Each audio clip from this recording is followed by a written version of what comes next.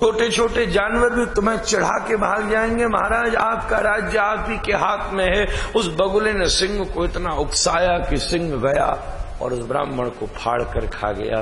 कहने की बात ये थी कि अगर सिंह को भी हंस का संग मिल जाए तो वो भी पुण्य कर लेता है। एक संग सुधर जाए तो पशु भी अच्छा हो जाता है। एक तोते को साधु मिल जाए तो वो राम कह देता है, कसाई मिल जाए तो वो भी गालियां दे देता है। न तस्य दोषो न चमे गुणो वा संसर्ग जा दोष गुणा भवंति। ये तो संसर्ग का मूलभूत दोष है। हमारे जीवन में अगर सत्संग होगा तो अक्रोधता की वहीं से प्राप्ति हो जाएगी और आगे की संपूर्ण प्रणाली शुद्ध और शुद्ध हो जाएगी। इस प्रकार की दिव्यता के साथ भगवान मंगलमय भाव से संपूर्णतम विषय का बड़ी गंभीरता के साथ वर्णन करते हैं। बंधुओं, सांख्य योग का ये मुख्यतम प्रसंग लगभग जो उसके मुख्यतम प्रसिद्धतम श्लोक थे उनके ऊपर कुछ महत् चिंतन करने का अति मंगलमय अवसर हम सबको प्राप्त हुआ। मैंने एक निर्णय किया था, जो अंतिम कुछ मिनट बचेंगे उसमें किसी भी व्यक्ति को मध्य में छोड़ना अनुचितता होगी। अगर अर्जुन के मन में विषाद का वर्णन हुआ है तो अर्जुन को प्राप्त हुए प्रसाद का वर्णन करना भी इस सत्र की पूर्णता को प्रदान करेगा। अन्यथा मझधार में छोड़ना अनुचित्यपूर्ण होता है, क्योंकि कहा हुआ हर एक प्रसंग वर्तमान होता है। एक कथा की मर्यादा है जो विशेष हम वैष्णवों में और उसके साथ साथ व्रज की परंपरा में स्थापित होती है। जब भी किसी प्रसंग का वर्णन हो तो उसकी पूर्णता तक ही उसका विसर्जन होना चाहिए। इसलिए मैं इस अनुपालन को ले रहा हूं, क्योंकि हर प्रसंग वर्तमान है। केवल भावनात्मकता से ही नहीं, टेक्निकल फॉर्म से भी वर्तमान है। अगर राम जी की कथा चल रही हो तो ये मर्यादा है कि राम जी को वापस राज्याभिषेक तक चाहे एक ही लाइन में कहना हो पर कह देना चाहिए, क्योंकि शब्द ब्रह्म होता है और शब्द की उपस्थिति वर्तमान में अवस्थित होती है। और दर्शन की दृष्टि से तो है ही है, भावना की दृष्टि से भी है ही है, पर टेक्निकल नजरिए से भी है ही है। क्योंकि लीला, हम वैष्णवों की परंपराओं में लीला सदैव नित्य है। राम त्रेता में अपनी लीला करके गए, पर त्रेता कौन सा? जो इस ब्रह्मांड में त्रेता आया था। कोटि ब्रह्मांड है, किसी अन्य ब्रह्मांड में अगर कहीं अन्य त्रेता अवस्थित हो रहा है तो श्री राम की लीला वर्तमान रूप से अभी भी स्थापित हो रही है। ये वैष्णवों का दर्शन है। अगर कहीं किसी, क्योंकि अनेक ब्रह्मांड है, भागवत के अंदर भी इसका बड़ा बृहद वर्णन है, गर्ग संहिता के अंदर भी इसका बड़ा बृहद वर्णन है। कोटि कोटि ब्रह्मांड और हर ब्रह्मांड के ब्रह्मा विष्णु महेश अपने रूप से स्थापित होते हैं। ये गौड़िया दिग्दर्शन है। तो जिस ब्रह्मांड का जो जैसा युग चल रहा होगा वैसी उसकी अवस्थिति होगी। तो क्या पता कि किसी ब्रह्मांड के द्वापर में अभी भी वर्तमान समय में एक महाभारत के युद्ध के मध्य श्री कृष्ण अर्जुन को गीता का मंगल में उपदेश दे रहे हों। इसमें कोई भेद नहीं है, ये अवस्थित वर्तमान है, यहां नहीं है, अन्यत्र है। जैसे प्लेनेट में टाइम डिफरेंस नहीं होता, हम जग रहे हैं, सुन रहे हैं। अमेरिका फोन करोगे इस समय तो मध्य रात में सो रहे होंगे। अगर आप यूरोप फोन करोगे इस समय तो वो अपने काम पर जा रहे होंगे। They might have started their day. ऐसे ही जब हमारी पृथ्वी का समयांतर इतना है तो अन्य ब्रह्मांडों का समयांतर फर्क होगा। उस स्थिति से ये सब वर्तमान विषय ही माना जाता है। इस पद्धति का अनुपालन करते हुए महाराज श्री कृष्ण के उपदेश का उपसंहार करते हैं, जो अंतिम कुछ 10 मिनट बाकी रह गए हैं। क्योंकि कीर्तन भी 5 मिनट करना है, फिर उसके बाद जो भी मुझे संदीप जी ने बताया 2-5 मिनट सब कुछ कहेंगे भी, और फिर समय अनुसार मेरी सेवा विसर्जित होवेगी। इतीते ज्ञानमाख्यातम गुह्याद गुह्यतरम मया। श्री कृष्ण 18वें अध्याय में सब कुछ कह करके रुकते हैं।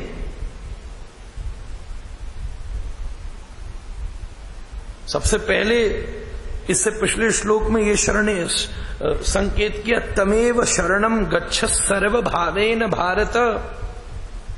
तू परमात्मा की शरण ग्रहण कर ले, बस इतना कह के चुप हुए, 2 क्षण रुके और फिर बोले इतीते। इति का मतलब, अब मैं बस विश्राम कर रहा हूं, अंतिम बात कह रहा हूं। गुह्याद गुह्यतरम मया, अति गुह्य से गुह्य बात अब मैं तेरे मध्य कहना चाहता हूं जो आज तक मैंने कही नहीं है। सर्व गुह्यतमम भूय, अगले श्लोक में और देखिए, ऐसी गुह्य बात किसी ने किसी से अभिव्यक्त नहीं करी। मन मना भवमद भक्त्यो मद्या जी माम नमस्कुरु मामे वैश्यसि सत्यम ते प्रतिजाने प्रियोसि मे सर्वधर्मान परित्यज्य मामेकं शरणं व्रज अहं त्वा सर्व पापेभ्यो मोक्षयिष्यामि मा शुच। श्री कृष्ण के द्वारा कहे हुए ये 2 श्लोक उससे पहले संकेत कर दिया, सर्व गुह्यतमम भूय, गुह्याद गुह्यतरम मया। इससे गुह्य और कुछ नहीं है, इससे गंभीर और कुछ नहीं है, इससे गुप्त, गुप्त से गुप्त, द मोस्ट कॉन्फिडेंशियल। हे पार्थ, मन मना भवमद भक्तियो मध्याजी माम नमस्कुरु। लगा मुझ में मन लगा, मुझे मन दे। समस्या क्यों है ये तेरी अंदर, ये जो समस्या खड़ी हो रही है ना तेरे अंदर, मैं लड़ूंगा नहीं, ये करूंगा, इतने प्रश्न तूने खड़े कर दिए, ये तेरे नहीं है, ये तेरे मन का विकार है। तो एक काम कर, सभी की एक समस्या है, हर व्यक्ति की एक ही समस्या है, मन। भगवान बोले एक काम कर, तुझ पे ये मन नहीं संभलता। हमारी संप्रदाय में रघुनाथ दास गोस्वामी ने तो मन शिक्षा नाम का एक ग्रंथ लिखा है, जिसमें मन को शिक्षित किया है। इसको भी पढ़ाने की जरूरत थी। गुरु गोष्ठे गोष्ठालय सुसुजने भूसुर गणे स्वमंत्रे श्री नामनी ब्रजबन युबद्वंद शरणे सदा दंभम हित्वा कुरुरतिम पूर्वम अतितयाम अरे अये स्वांतर भ्रात चटुभिरभ याचे धृतपद। तुझ पे मन संभलता नहीं है ना, तो एक काम कर, मुझको दे। घर में किसी के नया नया बच्चा हो, नई मैया पे संभलता नहीं हो, तो दादी लेती है, ला मुझको दे, मैं चुप कराती हूं। अब मन तुमको मिला है, तुम पे मन संभलता नहीं, तो मनमोहन कहता मुझको दे, जब तुझ पे नहीं संभलता तो मन मना मत भक्तो, मुझे मन दे, मेरा भक्त बन, मैं संभालता हूं। देख अर्जुन बोला,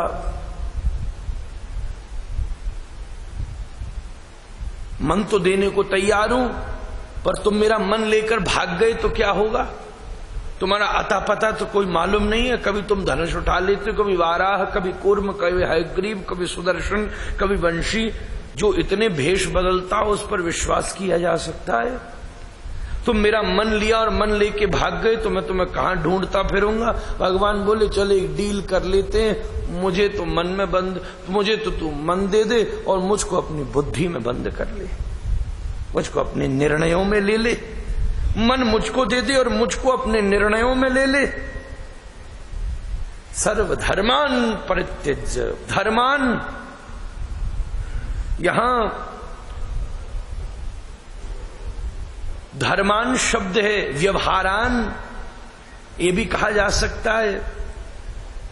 ये जितने भी तू कर्म के कर्तव्य, व्यवहार, लोकाचार, लोकसंग, लोकवृत्ति, दुनिया का हर धर्म कहता है धर्म का पालन करो, धर्म का पालन करो। चाहे कोई समय हो उसके लिए निरीह पशुओं को भी मारना पड़े तो कोई बात नहीं है। पर एकमात्र सनातन धर्म है, वो कहता है धर्म भी छोड़ो, ईश्वर को पकड़ो।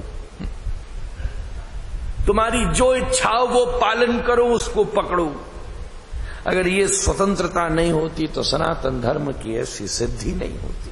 सर्वधर्मान परित्यज्य मामेकम शरणम व्रज। इन समस्त व्यवहारों का परित्याग करके आजा, मेरी शरणागति को ग्रहण कर ले। कोई बात नहीं, मैं तेरे संपूर्ण पाप राशियों को जला करके भस्म कर दूंगा। भगवान के द्वारा कहे हुए इस दिव्यतम अतिमंगल में दिव्यतम उपदेश का ऐसा प्रभाव